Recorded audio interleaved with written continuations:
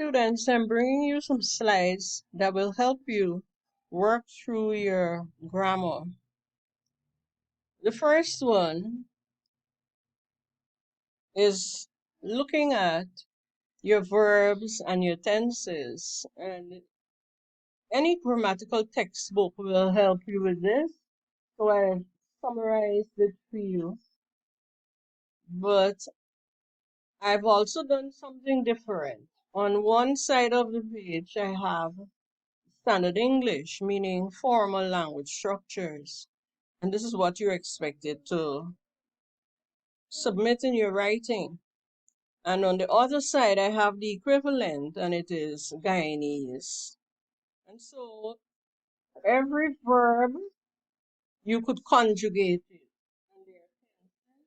It's the present tense, the past tense, and the future tense. And each tense is defined simple present,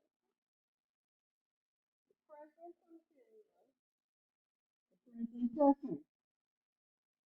The same happens with the past. You could have the past simple, the past continuous, the past perfect. Here I have examples. You could have the future simple, the future continuous, and the future perfect.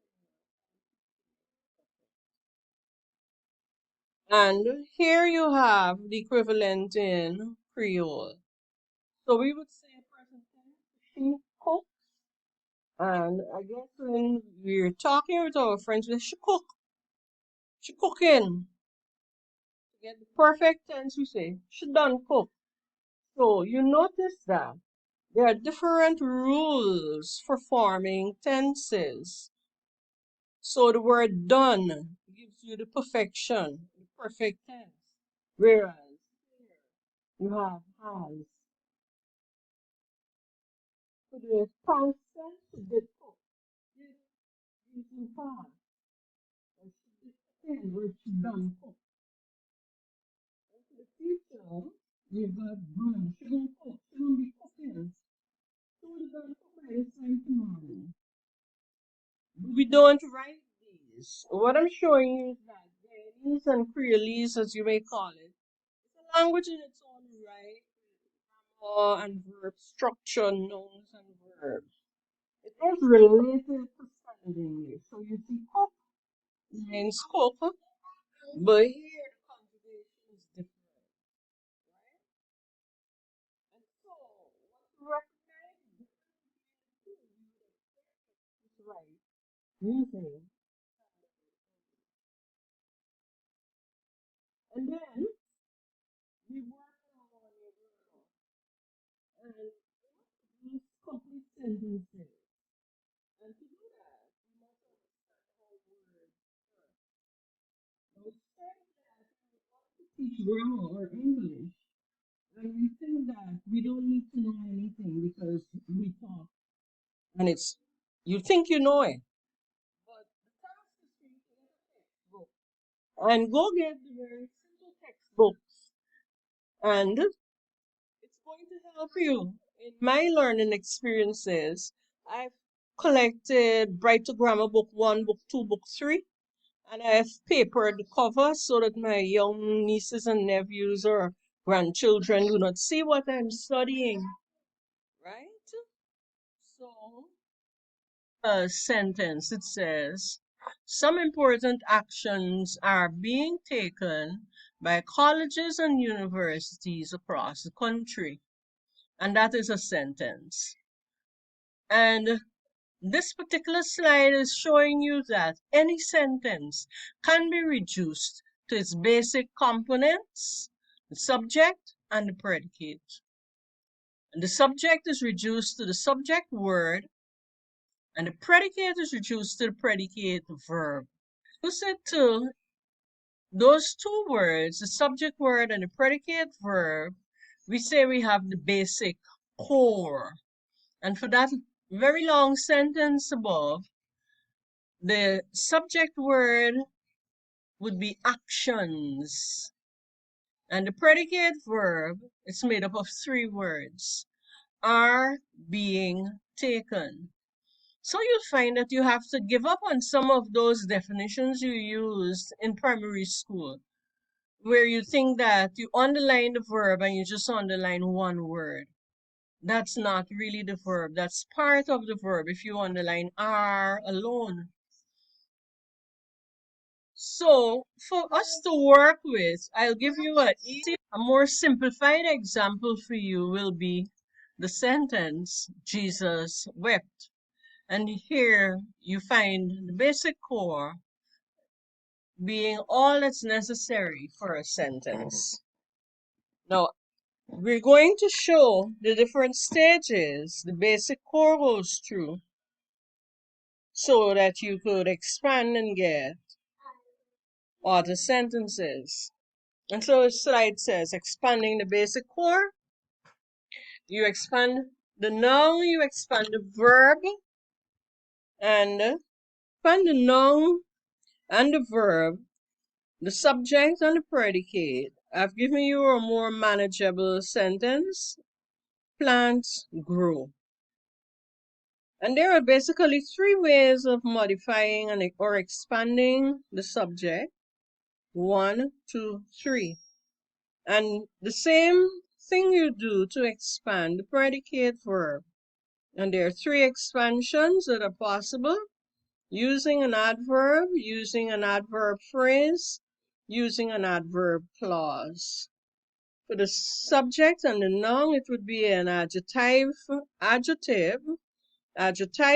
phrase, and an adjectival clause. So I'm going to give you some time and you're going to work through the example.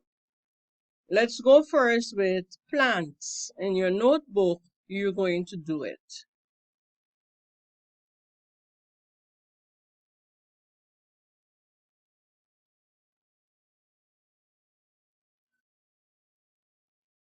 And so we found out that there are phrases and clauses that are used for expanding sentences. And we also recognize that there are 8 parts of speech you've used in your writing. You're required to define what is a phrase, give a definition for what is a clause, give a definition for what is a finite verb and what is a non-finite verb.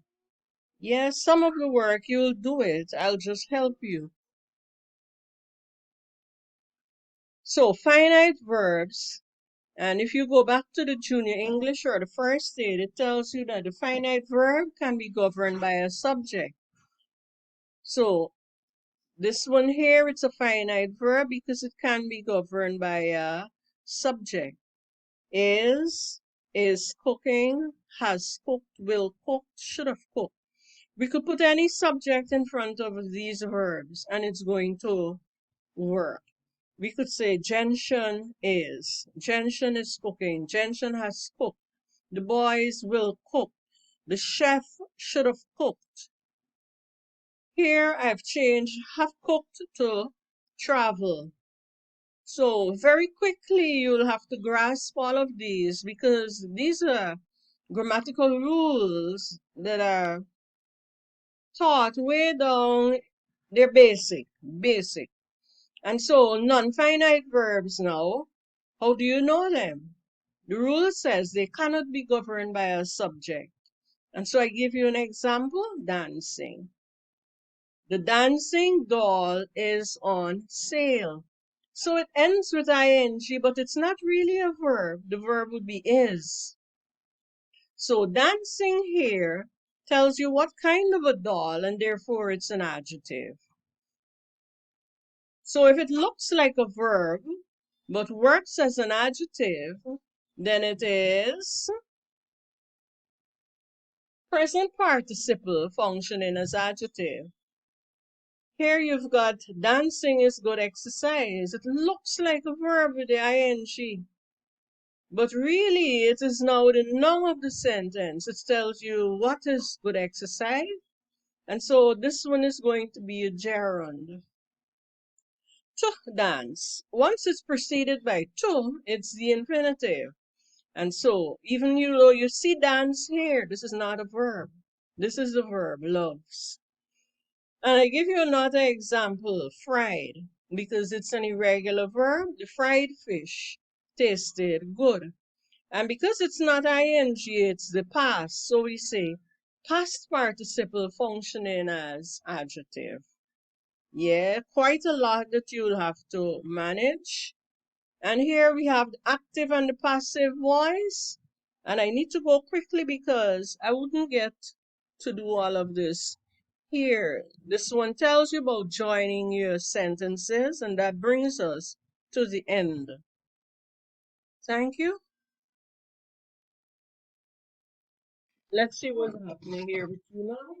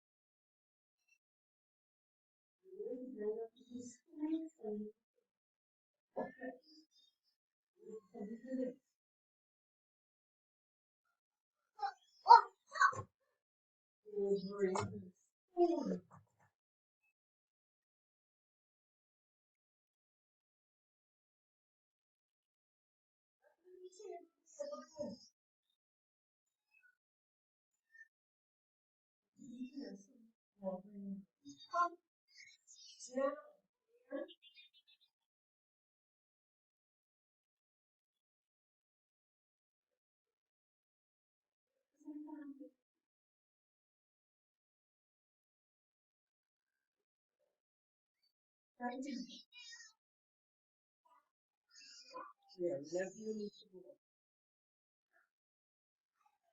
go.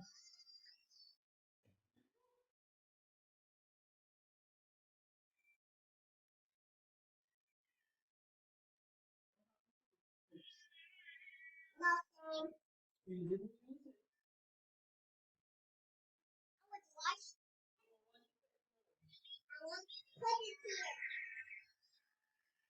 didn't